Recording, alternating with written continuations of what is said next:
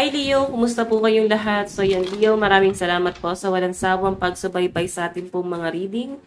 And kung ikaw ay bago pa lang sa ating channel, mag-subscribe na po kayo. Then i-click mo na rin yung ating notification bell para lagi kang updated sa ating mga bagong upload, okay?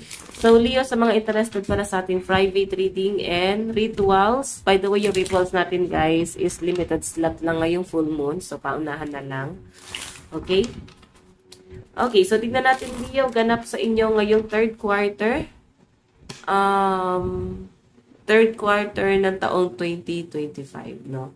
July, August, September. Pagdating sa love life mo ngayong third quarter. Leo, Sun, Moon, Rising, and Venus Sign. Leo. Leo, Sun, Moon, Rising, and Venus Sign. Meron tayong The Hermit. Oh. Actually, may pinagdinilay-nilayan ng mga Leo. Nakikita ko yung pag-overthink mo dito. And nagkaroon guys ng cheating. May nakikita ako na parang may, kung hindi man to guys cheating, is pwedeng selos. Kasi mayroon ako nakikita parang pinagdududahan. And lumabas pa guys sa bottom of the deck yung Two of Swords. Ibig sabihin parang may nagbubulag-bulagan or wala pang ebidensya. Yun yung pinapakita dyan. So, may pakiramdam na pero walang malinaw na ebidensya. Yun po yung pinapakita dito. So, the Hermit, guys, yung pinapakita sa akin is parang nag-iisip-isip ka ngayon third quarter, ang daming sumasagi sa isip mo, lumilipad yung isip mo, iniisip-isip mo si person bago ka matulog, and parang pagkagising mo siya agad yung naiisip mo. So, iba sa inyo guys, parang fresh pa tong hiwalayan na to or pwede magkaroon guys ng separation ngayong third quarter kung on and up yung relationship yun ng person mo. Okay, tignan natin.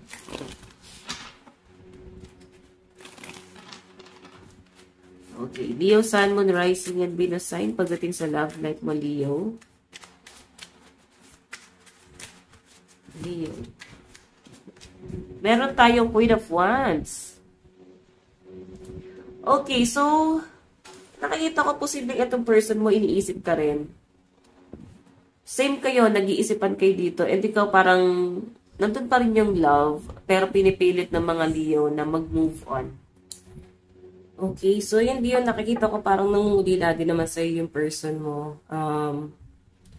Iniisip-isip ka niya dito. Parang meron kayong diskusyonan na nangyari. Okay, nagkaroon guys ng parang tawag doon, confrontation. Ganyan pa natin.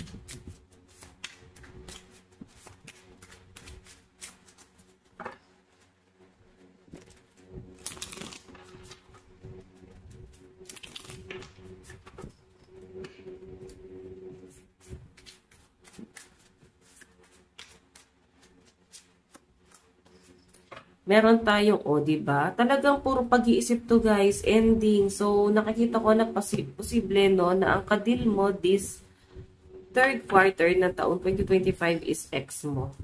Kasi nakikita ko dito na nagkaroon ng matinding argument, no, and nauwi siya guys sa hiwalayan. Pwedeng nangyari na ngayon na nagkaroon ng separation or mangyayari pa lang ngayong July or August. Ayan. Parang may mangyayaring hiwalayan. Ganun yung pinapakita sa akin. And I think baka naapektuhan yung relasyon nyo ng retrograde. Lalo na at dalawang planet po yung nag-retrograde, no? Saturn and Mercury. So, yung pinapakita sa akin dito, puro to ending. Ayan. Parang ang gulo-gulo ng isip yung dalawa. May nakikita ko dito third party talaga. Isa ito sa naging problema or merong ibang pinagsilosan talaga na parang, bakit yung treatment mo dyan ganito tapos sa akin ganito. So, unfair yung nakikita kong treatment. Kaya rin siguro parang sumabog, no? And hindi basta-basta selos tong nangyari na to. Ganon. So, kung sino man tong involved na to guys, ang tindi ng, tindi ng parang masyado siyang mapapel doon sa connection yung dalawa ni person. Okay, tingnan pa natin.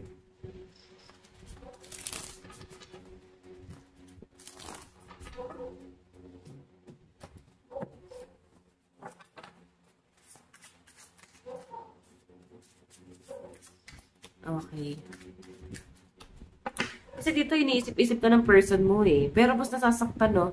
I think yung iba sa inyo pwedeng matagal na yung hiwalayan. May third party and baka pinili ng person mo si third party, no? Yun yung pinapakita sa akin dito. Ipasasa na sa mga gamo-gamo.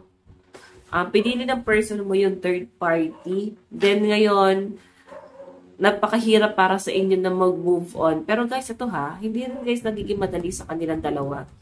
Kasi, iniisip-isip ka nila dito. Okay, lalo na yung third party para antindi ng selos sa inyo ngayon. Okay? Pare-parehas kayo nasasaktan dito. Pwede naman guys na ikaw yung third party and alam, no? Alam nyo na merong iba. Parang ganon. Okay? May ibang taong involved. Basta napaka-komplikado na itong sitwasyon ko, guys. Tignan pa natin. Leo, Sun, Moon, Rising, and Venus sign. Leo, Sun, Moon, Rising, and Venus sign. Additional message. Love reading ngayong third quarter. Meron tayong gamon. Ayan, no? Nagsinungaling talaga sa inyo yung person mo. Yung pinapakita sa akin dito. May mga tinago talaga si person. May mga bagay na hindi talaga siya, guys, nagpakatotoo sa inyo. And sobrang sakit para sa inyo na parang bakit nakukuha niyang magsinungaling. Then ngayon parang tumaratak pa rin sa inyo. Nagiging galit yung pag-aantay mo sa kanya, Leo, no? Kung inaantay mo si person mo, mas lalo kang naiinis sa kanya kasi naiipon yung sama ng loob mo sa person mo. Okay, so yun yung pinapakita sa akin dito, Leo. Nagkakaroon siya, guys, ng ending. Okay? So, pwede naman, guys, na hindi ka aware na may ibang taong involved, pero may confrontation na magaganap talaga. Pwedeng madidiscover mo siya ngayong third quarter na may iba palang involved dito sa connection nyo. Ganon. Okay, tignan natin. Leo, Sun, Moon, Rising, and Venus sign. Kanina po itong love reading, Leo. Meron tayong The World. Pero kung yung mahal ng person mo, piling ko parang sidekick niya to. Kumbaga pag nagkakaroon ng problema sa inyong dalawa, parang meron siyang ibang option. Meron siyang ibang pinupuntahan. Pero ikaw yung gusto niya eh. So, ngayon kasi guys, nakikita ko mas parang pinipili niya na makasama to. Kasi lumalayo ka. Kasi the world nagmo-move on ka. Mas pinipili mong i-let go na lang yung person mo. Kasi nakikita mo may nangyayari nito na hindi nga unfair. Parang hindi fair, no? Napaka-unfair na ginagawa niya sa inyo. So, yon.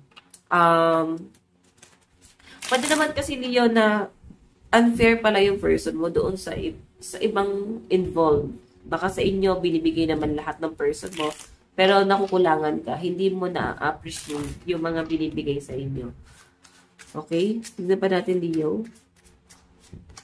Meron tayong the tower. So, ending talaga. Oo, may nakikita talaga akong hiwalayan dito. Pwede naghiwalay na kayo ngayon. And parang final na yung decision mo eh. Parang pinapakita sa akin dito, Leo, na mag-move on ka na talaga. Parang papanindigan mo talaga kasi ma-pride ka na dito eh. So, yun, parang hindi mo na kaya sikmura itong taong. Mga ganong mga scenario na nabubuo sa isip mo ngayon. Pero lalambot ka rin daw eh. Sinasabi rito. Okay? Parang biglang magbabago yung isip mo. Tignan natin Leo, Sun, Moon, Rising, and Venus sign. Leo, Sun, Moon, Rising, and Venus sign. Additional message para po kay Leo. Meron tayong your spirit blooms anew each time life challenge you. So, nakikita ko dito, guys, mas lalo ka magmamature dito sa connection niya ng person mo. Ang problema lang, guys, parang ang lakas makahawa ng person mo. Sobrang, parang nahahawa ka sa pagiging toxic niya. Oo, parang naging toxic talaga yung person mo. Kasi yung mindset niya eh. Ang toxic. Ganon. Tingnan natin. Meron tayong each small step carries you forward. So, yan no, habang nabibigatan ka dito sa relasyon nyo na to, parang mas, parang mas gusto mo na lang i-give up. Kasi nahihirapan kang dalhin, no? Parang ang bigat ng pinagdadaanan mo dito sa taon to. Ang dami ng sama ng loob na nararamdaman mo sa kanya, pero mahal mo. Pero masama yung loob mo sa kanya. Hindi mo lang talaga kayang ikaila. Yun yung pinapakita rito. Hindi mo lang kayang pagtakpan din. Pero nakikita ko sa inyo guys, nasasaktan ka sa ginagawa niya. Okay? Pwedeng nasasaktan ka rin sa mga sinasabi niya sa inyo. Pero guys, alam niyo, pabiktim tong person mo. Oo. Pabiktim to. Ginagaslight ka nga nito eh. Meron tayong I am worthy of the love I seek. So, ayan. So, pwede kasi iba sa inyo, nare-realize ng mga Leo dito na baka wala na kasing tatanggap, baka siya na lang yung magmamahal, baka wala ka nang mahanap na katulad niya. So, may mga panghihinayang ka talaga kay person, no? Pero tingnan nyo guys, no? Ulitin ko ulit, yung mga babasaging gamit sa Japan, di ba? Kinukulayan nila ng gold, then mas gumaganda siya. Oo, eto oh. Yan yung guhit na gold, oh. So, mas gumaganda siya and mas nagmumukhang art talaga siya. Okay? So, yan. Baka naman guys, kailangan mo lang talagang buuin ulit yung sarili mo. Baka kailangan lang is mag-focus ka ulit sa sarili mo. Baka hindi mo lang nakikita kung ano yung magandang meron ka. Oo, kasi masyado mo didegrade yung sarili mo. Tignan natin. Okay.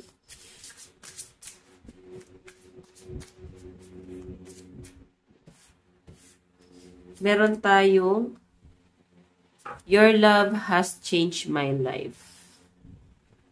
Okay, so yun yung pinapakita rito. Parang sobrang binago ka ng person mo. And yung person mo guys, puro positive naman yung nakuha sa inyo. Kasi, actually guys, ito hindi nyo lang, parehas kaya parang hindi nyo nare-realize yung importansya ng isa't isa. Kaya nga nagkakaroon ng ibang involved. Kasi, parang ang pinapakita sa akin dito niyo, hindi mo masyadong na-appreciate. Hindi ka rin na-appreciate ng person mo. So, yun nangyayari guys, parang may mali dito sa connection nyo. Oo. May mali dito kung bakit guys, nauuwi kayo sa hiwalayan. Siguro kailangan nyo lang guys i-appreciate yung isa't isa. Okay?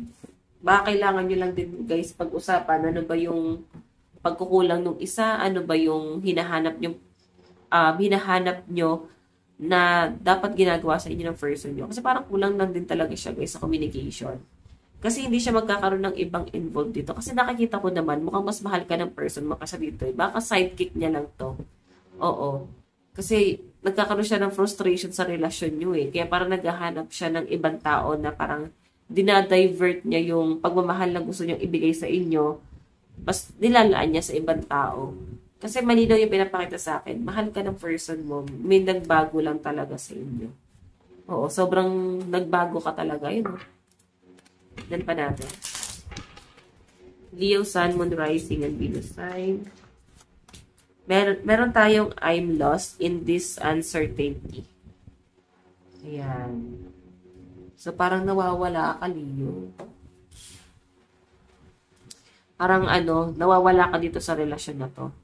Nandun ka na sa point na parang di mo na nakikilala yung sarili mo. Kasi nga talagang binago ka ng person mo. Binago ka na rin ng panahon, ng mga pagsubok. Tingnan pa natin. Actually, parang hindi lang naman ikaw yung nagbago. Kasi yung person mo guys, yung pagbabago naman sa kanya is positive.